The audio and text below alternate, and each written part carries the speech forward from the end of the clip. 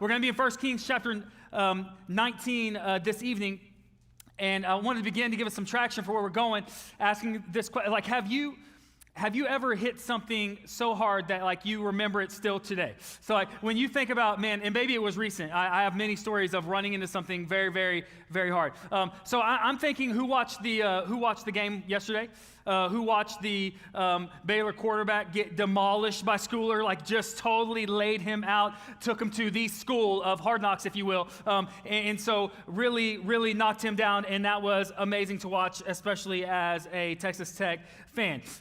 But there's been many times that similar things have happened where we kind of hit something or something hits us, and so one of them that has happened to me many a time is I'll be walking in my house at night, and I won't see the corner of the wall, or I'll be getting out of the pool. Have you ever got out of the pool and you, Nick, and you just jam your pinky toe? Have you ever done that? Because I'm telling you, at that moment, it's debilitating. The only thing, like, your whole body just kind of cradles and crushes in the moment, and it doesn't matter. You could bench 300, 400 pounds. You're still going to cradle and be like, my pinky toe.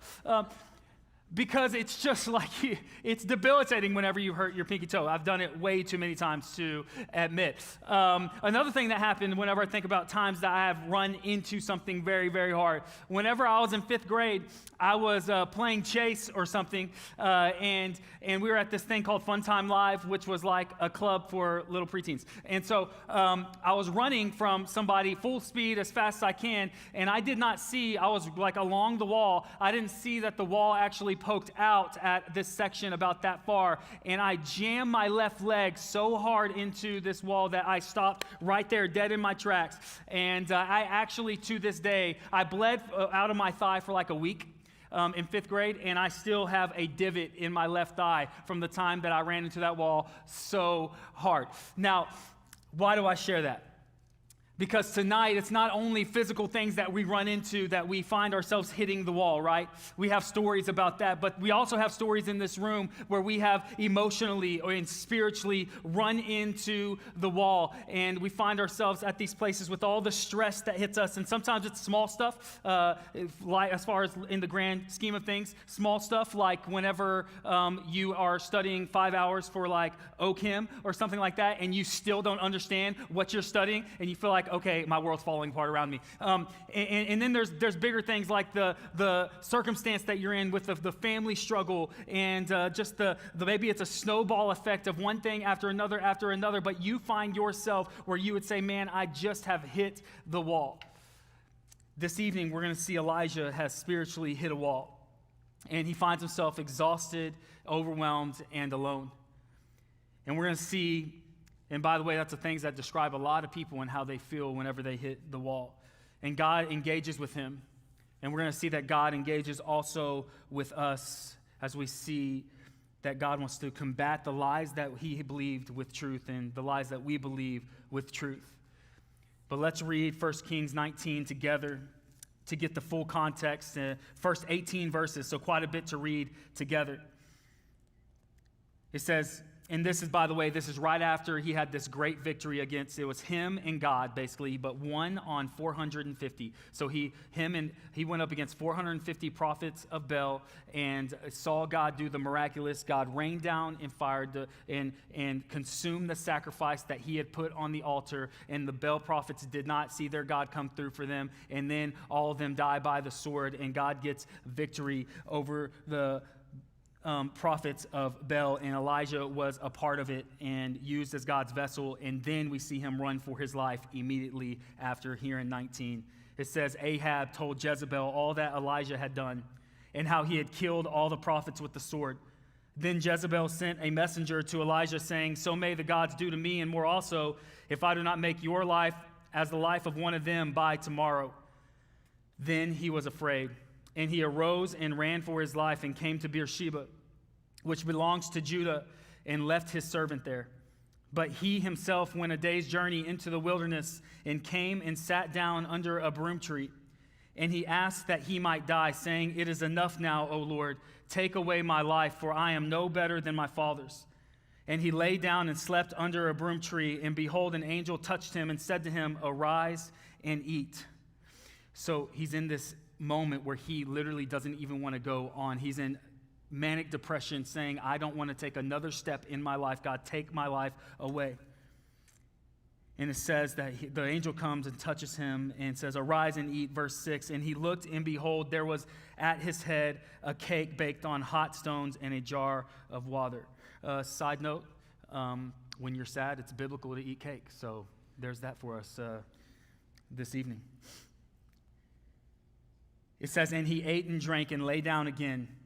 And the angel of the Lord came again a second time and touched him and said, arise and eat, for the journey is too great for you. And he arose and ate and drank, and he went in the strength of that food 40 days and 40 nights to Mount Horeb. Now, one person said that it was called Mount Horeb because he was having such a horrible experience. So bad. But he goes to the mount. That was a lie, too. Not true. But he went to the mount of God. Verse 9, there he came to a cave and lodged in it. And behold, the word of the Lord came to him, and he said to him, what are you doing here, Elijah? He said, I have been very jealous for the Lord, the God of hosts. For the people of Israel have forsaken your covenant, thrown down your altars, and killed your prophets with the sword. And I, even I only, am left, and they seek my life to take it away. And he said, go out and stand on the mount before the Lord. And behold, the Lord passed by, and a great and strong wind tore through the mountains and broke in pieces the rocks before the Lord. But the Lord was not in the wind. And after the wind, an earthquake, but the Lord was not in the earthquake. And after the earthquake, a fire, but the Lord was not in the fire. And after the fire, the sound of a low whisper. And when Elijah heard it, he wrapped his face in his cloak and went out and stood at the entrance of the cave. And behold, there came a voice to him and said the second time the same question, what are you doing here, Elijah? Meaning, why did you get to this place? Why did you hit this wall? And he gives the same answer. I have been very jealous for the Lord, the God of hosts, for the people of Israel have forsaken your covenant, thrown down your altars, and killed your prophets with the sword. And I, even I only, am left, and they seek my life to take it away. And the Lord said to him, go, return on your way to the wilderness of Damascus. And when you arrive, you shall anoint Hazael the king to be king over Syria. And Jehu, the son of Nimshi, you shall anoint to be king over Israel. And Elisha, the son of Shaphat of Abel-Meholah, you shall anoint to be prophet in your place. And the one who escapes from the sword of Hazael shall Jehu put to death, and one who escapes from the sword of Jehu shall Elisha put to death.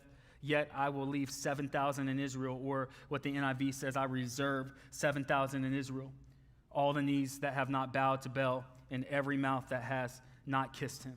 So a lot to unpack this evening together, but as I started to answer and think about this question and what is he trying to get at when he says, why are you here, Elijah? I think it's because he believes several lies. And we're going to see God throughout this story try to get him to realize the several truths that he wants to combat that with. But the first lie that we see this evening on why are you here, Elijah, lies that lead us to hitting the wall, is this: God won't protect me. The first lie that we see in this passage, God won't protect me. It says, like, right after he had this great victory, it says he runs. Jezebel makes a threat towards him, and it says that he runs and says he was afraid and ran for his life. And we got to ask, why? Why? Because he just saw God do the miraculous. Like, so why would he go? Why would he be so afraid now whenever he just defeated 450 with God on his side? I think it's because of this. I think because in his mind he thought, man, God is going to be there through me. Like, I know that God's going to accomplish some things. I believe in God's power. I believe what God can do. I've seen it with my own eyes, is what Elijah would say to us. But he believed that God would do something through him. But he thought that God, man, he won't be there for me. So God will be powerful through me, but not powerful for me. God won't protect me. This fear that he started to live in, even at the height of one of his greatest accomplishments of what people would say as far as reading in his ministry.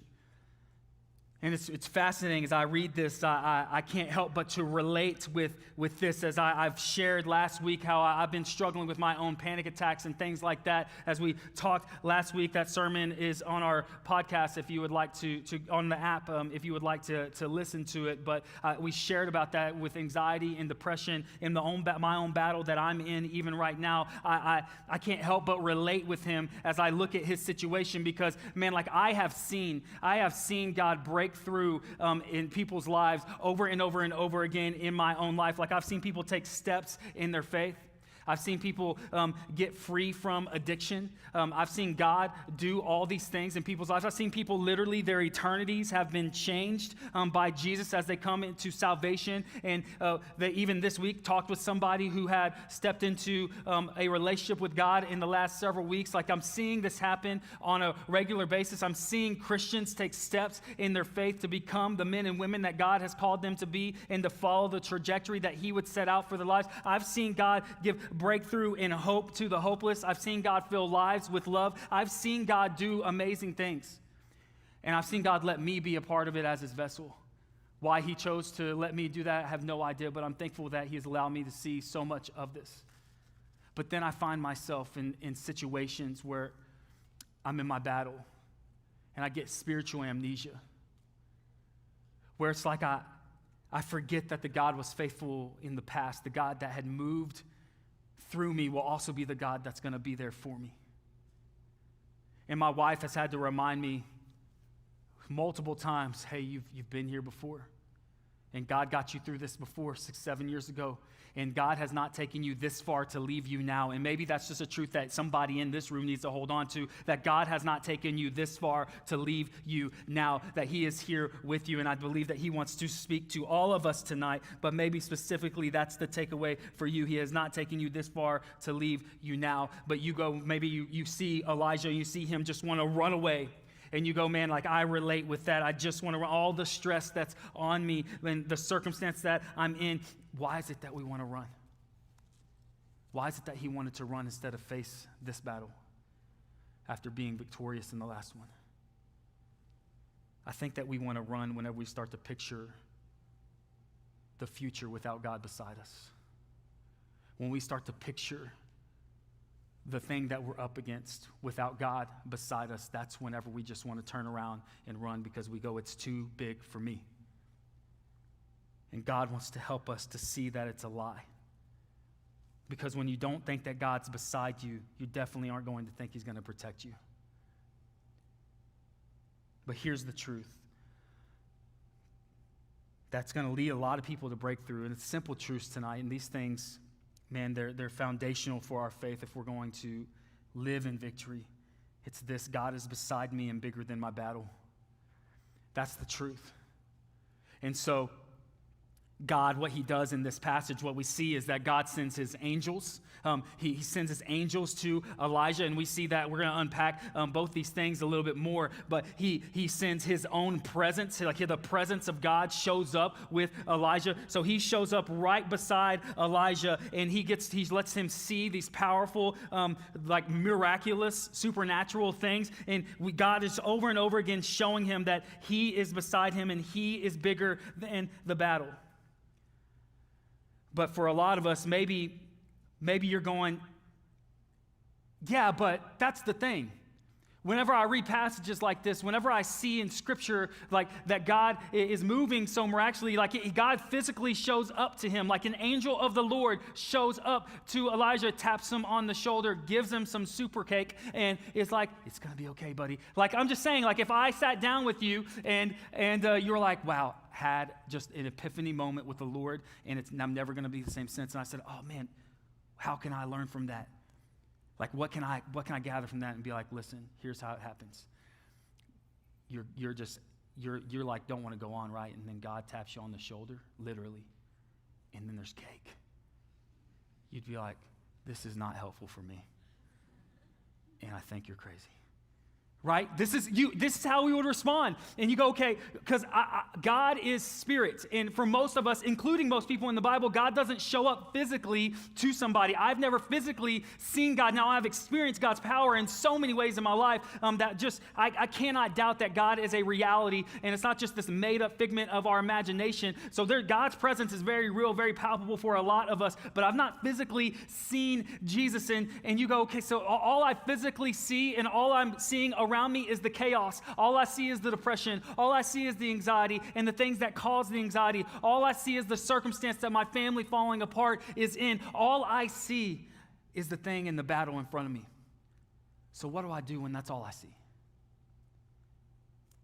In 2 Kings, just a book over, Elisha in chapter 6, really cool thing happens. Elisha is a man of God, and there is a full army that wants to come and kill him, and they surround the city to take this man's life.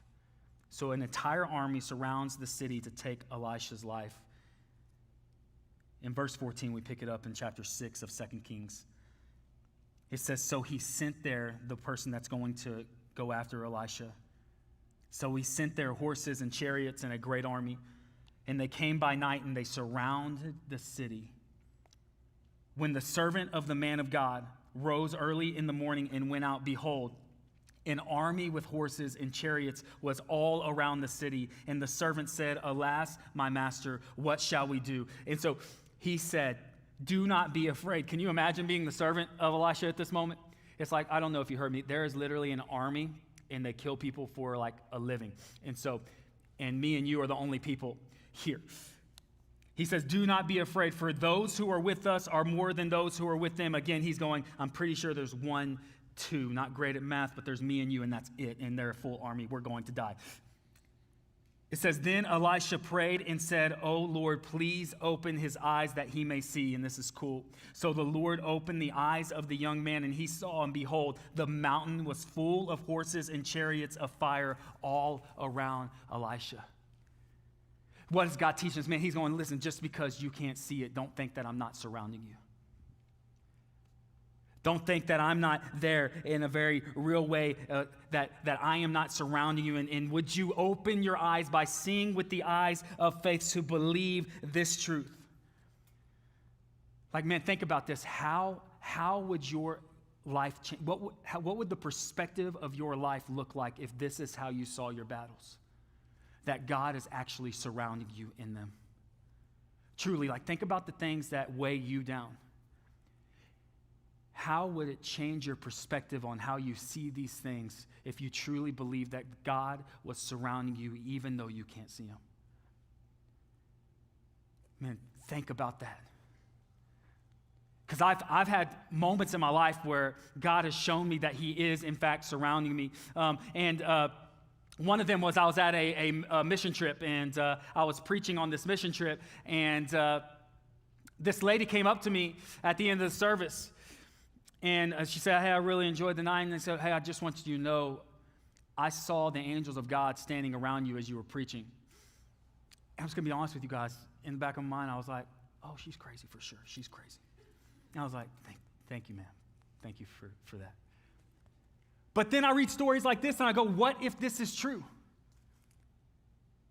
Like, what if I'm actually, because I'm the pastor over here, and the fact that I'm doubting that it's real, that I'm the one that's actually God's going, no, what if you're the one that's a little off your rocker because you're proclaiming the very truth that you're not believing in right now?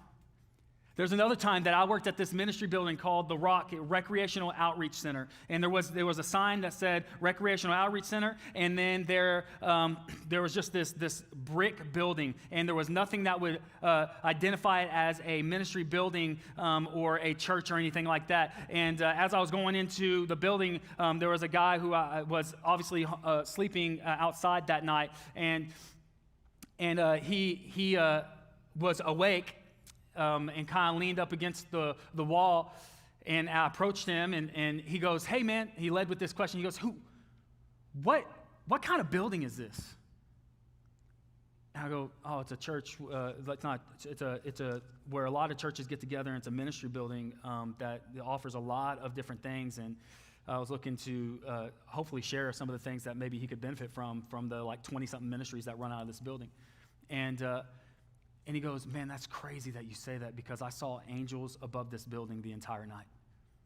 And again, my first thought, just being honest, was, oh, you're cuckoo for Cocoa Puffs for sure.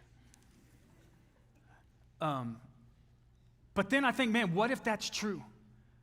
Like, what if it is true? Like, hey, as somebody who has, it's really bad right now, but as someone that has social anxiety disorder, and God calls me to come and do this, not the easiest thing for me. But what if God is actually surrounding me?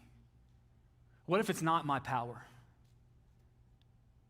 With the eyes of faith, seeing is opening my own eyes in this truth, saying, no, God is beside me, and God is bigger than my battle of anxiety. And if God is surrounding me, then I'm able to come up and preach his word. And it's not me, but God through me. And I'm saying it's not only me. I'm using me as an example right now, but what if it's actually true for you? What if God is surrounding you?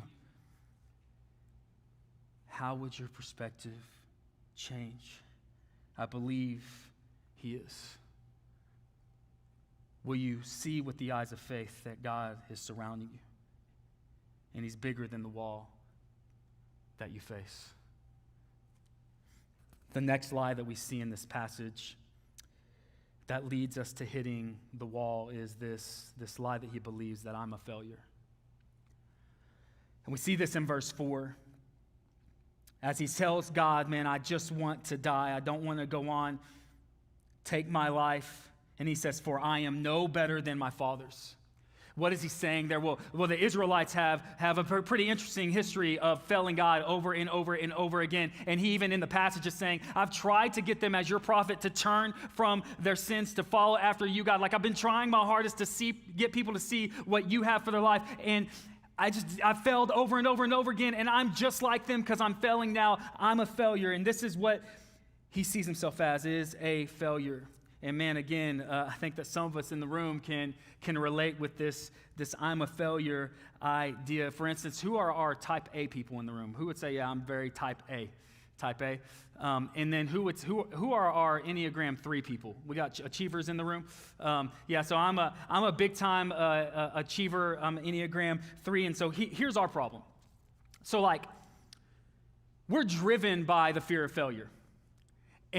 And like, for instance, like when I was asked in an interview, whenever I came here 5 years ago, I was asked in an interview by a guy that was leading worship at the time. He goes, hey, man, what's your greatest fear? And I was like, man, that's a really tough question. Thank you for putting me on the spot in front of everybody. Fantastic. And without even thinking about it, I just said that I would fail. That was my response. That I wouldn't be the man to be able to get the job done. And I've always been driven, and if you are a type A, and this is something that we can struggle with a lot, this Enneagram 3 people, these achieving people, like you feel like, man, I've always got to do better. And once I do a little bit better, then I'm going to finally have the peace and the rest that I really want. Then I'm going to finally be able to accomplish what I've set out to accomplish. If it's just that next rung on the ladder, the problem is there's always another rung. And so it gets exhausting. And you notice that ladder is, man, it's a treadmill. Just keeps on going, keeps on going, keeps on going. And it's exhausting. And this is how a lot of people live their lives. And whenever you live driven by the fear of failure, you cannot live in the identity of Christ. You can't. And so he hits this manic depression because of it.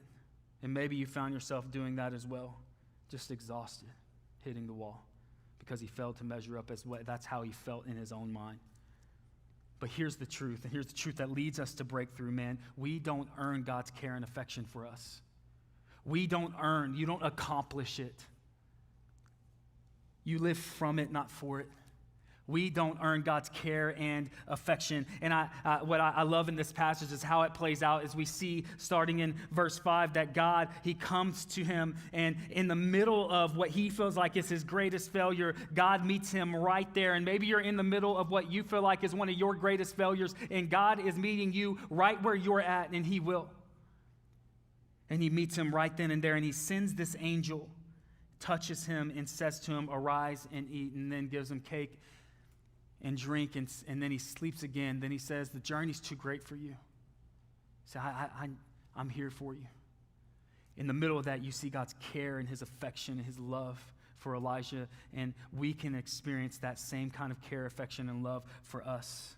He provides for us, not because we earned it, but because of the fact that he loves us, period. And I love how it's, by the way, whenever you see angels in the Bible. So a lot of people, they think angels, they think Valentines, they think fat babies in diapers with plump bellies and rosy cheeks shooting love darts at people. That's not the picture of an angel when you read the Bible. Whenever you see an angel encounter, many, many times in the Bible, when you see an angel encounter somebody, the first thing that they lead with is, hey, I'm not going to kill you. I just want you to know you're not about to die. Like, that's what they lead with because they're terrifying beings. But here, that's not what happens. Like, God, the angel of the Lord comes to Elisha, and he's gentle and he's tender. And this is how God approaches us whenever we feel like, man, I'm just stuck in this failure. And then he provides him with some very practical things, food and rest. And I'm telling you, some of y'all, like, you might find yourself feel like you're always hitting the wall. And I'm just saying, like, if you're drinking energy drinks, like, throughout the day, and you're sleeping 4 hours a night, and you're doing that on repeat, and eating double cheeseburgers from Mickey D's, like, you're not helping yourself out. Like, literally, the most spiritual thing that you could do is make sure that you're resting. Because this is literally, God lets him rest.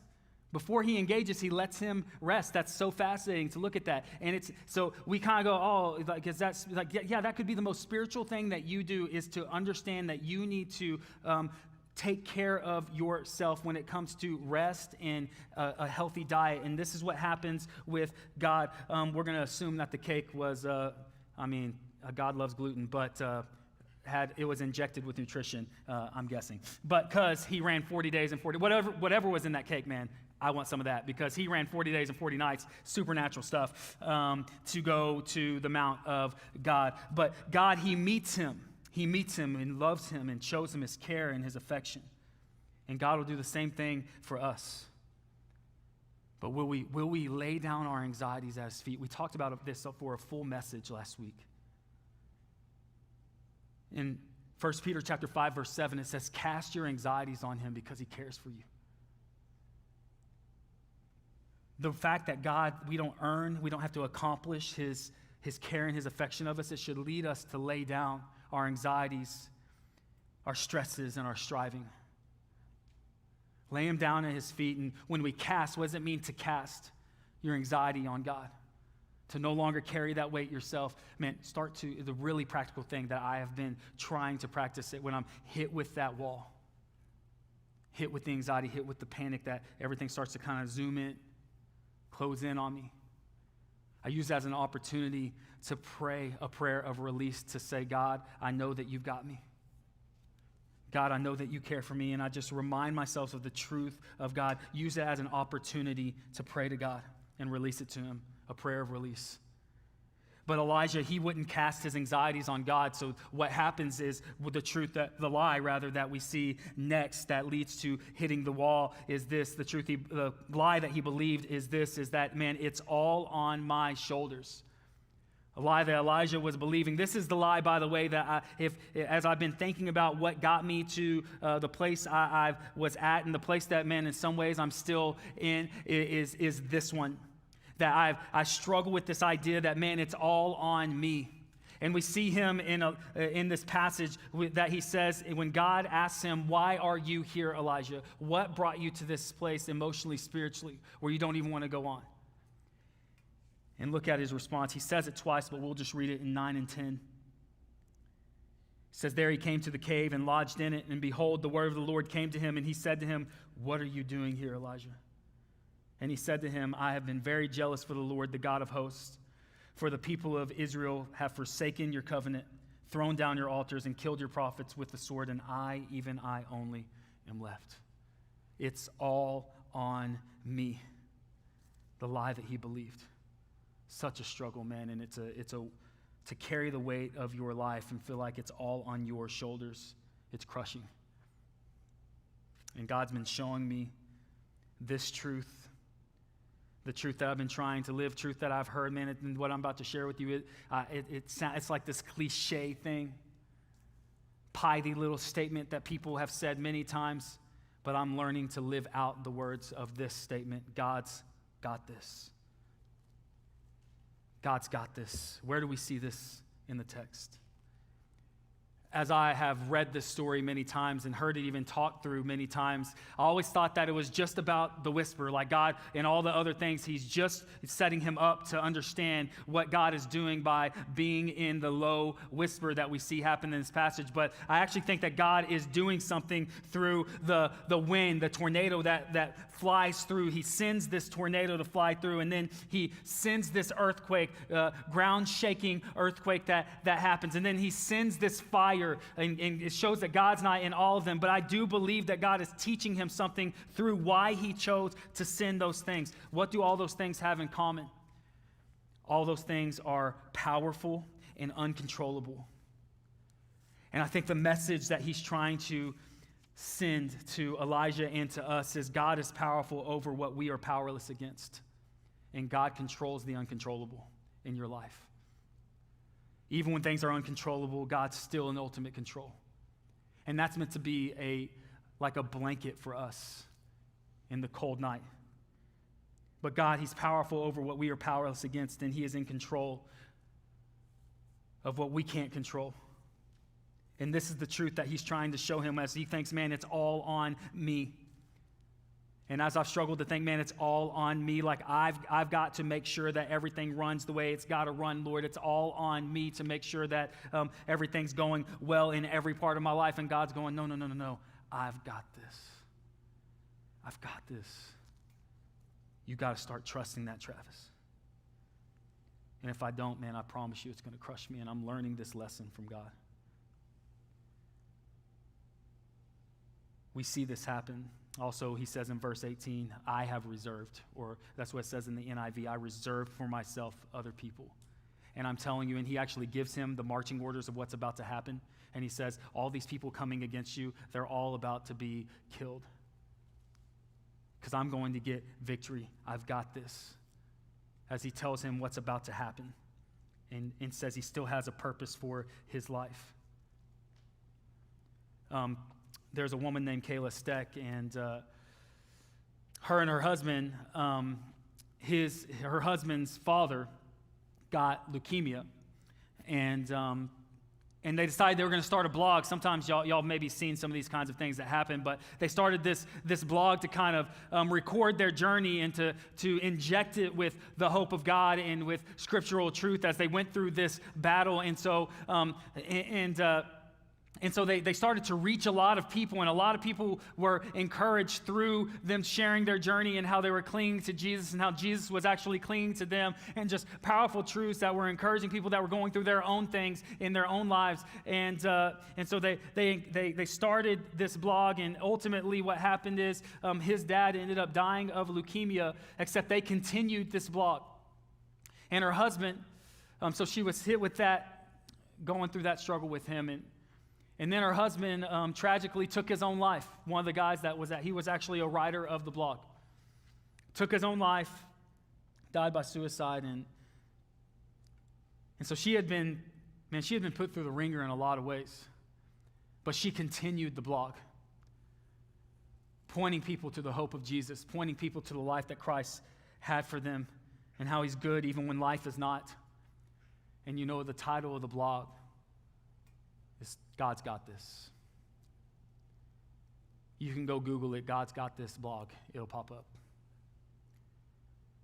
And the reason why I share that is because I want us to know that it's not just some piety statement or some cliche thing to say, but people whose life has really been through some very difficult things. And I think if Elijah could show up tonight from his experience with God, I think that he would show up tonight and say, hey, I want you to know, amen to that God's got this. No matter what you're going against, no matter what has put your life in the corner, what circumstances the walls are closing in on you, or what you see friends around you struggling with that's just crushing you as well. Whatever it is that you have dealt with in your life and what you're going to, because one thing that's true is all of us are going to go through stuff in this life, man. God's got this. Every one of us, we can know that truth. God's got you. Do you believe that? That becomes powerful when we start to activate our faith in it. Or you can be like me and you can hear it over and over and over and over and over again. You can sing it over your daughters one day like I do, but still struggle because in my head I know that that's very true, but in my heart I've so struggled to accept that truth. And I'm learning to take steps in the middle of what I've been going through, that God's got this and it's true. And he's got me. And guys, as someone that's been struggling so greatly, that's the only reason why I've been able to share these last couple of weeks. As I walk up these stairs right over here, I say, God, Lord, I pray a prayer. Lord, prove yourself. And you've got me. And I step up and I share his word, what I believe that he's laid on my heart, because that's his call on my life. And whatever the call is that he has on your life, just like he did for Elijah, he's going to tell you that he's got a purpose for you, because he does. And he's got you. And whatever is slamming your life, whatever comes across, whatever snowball you might be in the middle of, God's got this. It's the truth. It's not all on your shoulders, and it's not on my shoulders. It was Christ who carried me. It was never the other way around. And that's true for all of us. And the final lie that we see that he believes in this passage is this lie that a lot of people struggle to believe: I'm all alone.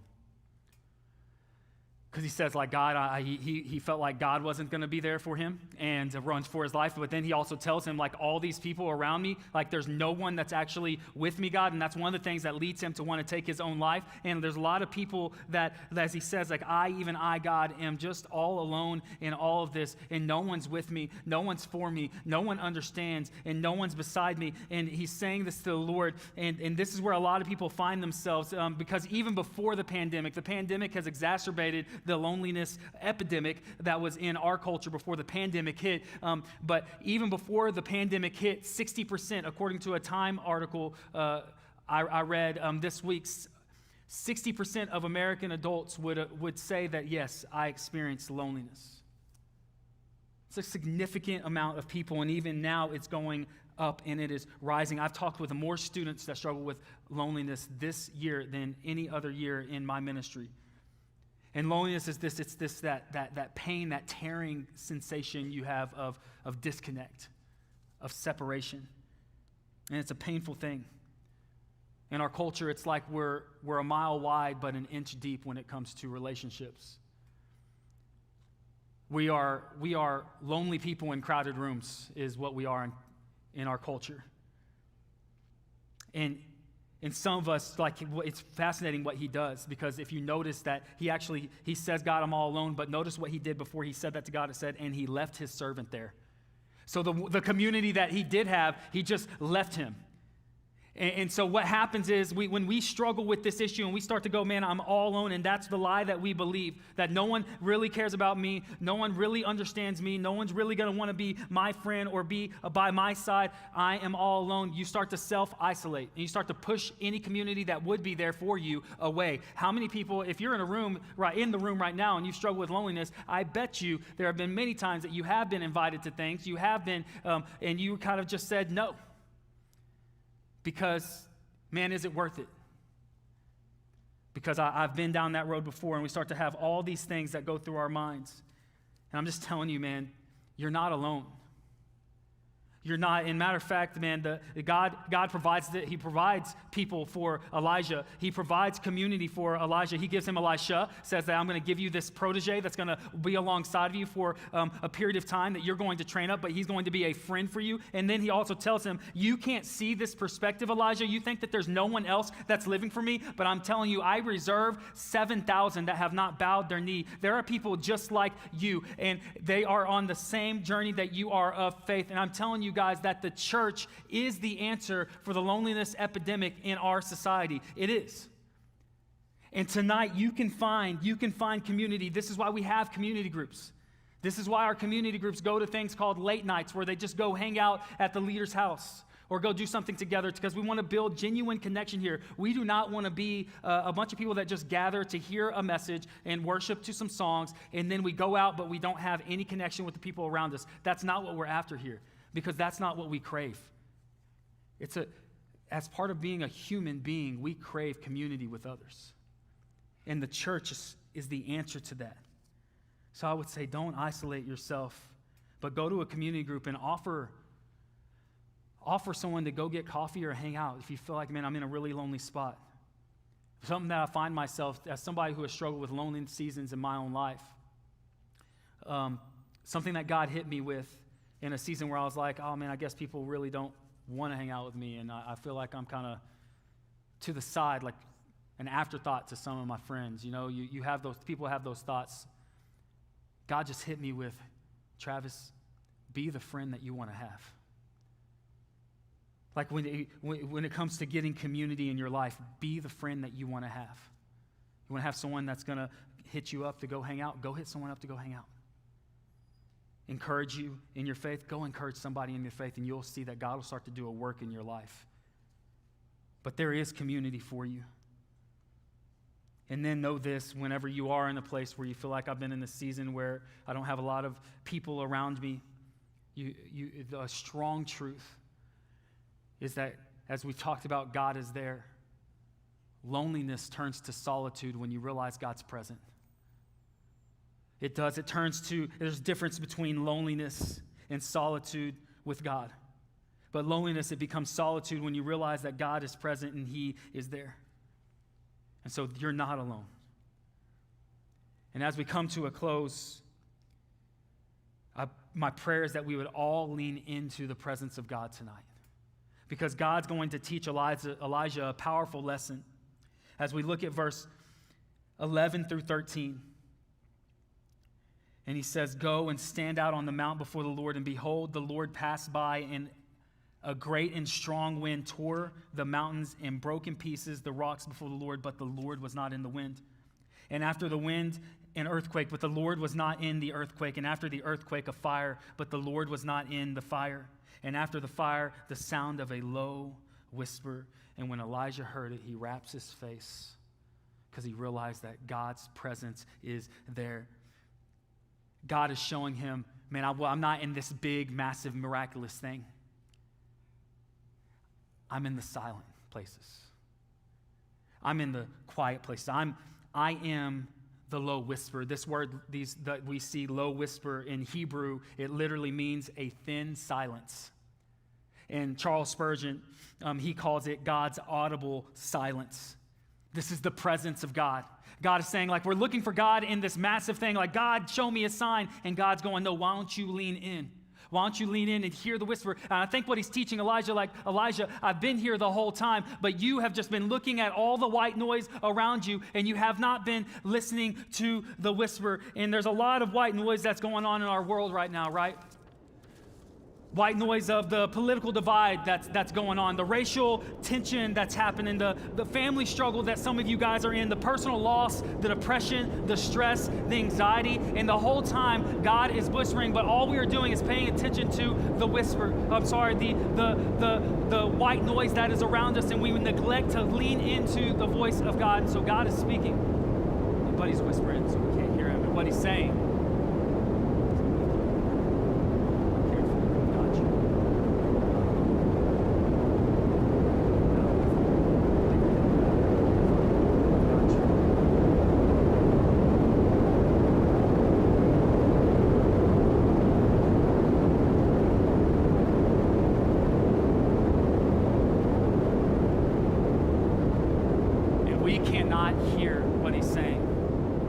so focused on the white noise.